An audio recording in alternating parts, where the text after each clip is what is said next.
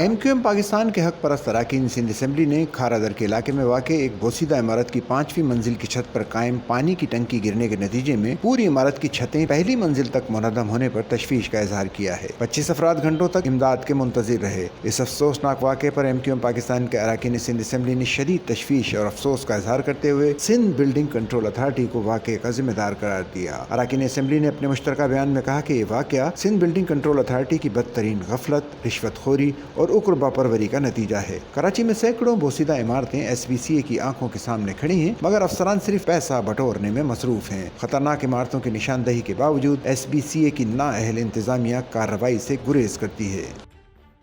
Sachal news net work کی videos میں خوش آمدید۔ ناظرین، ویڈیو سے متعلق اپنی قیمتی رائے کا اظہار کمنٹ باکس میں ضرور کریں اور چینل کو سبسکرائب کریں۔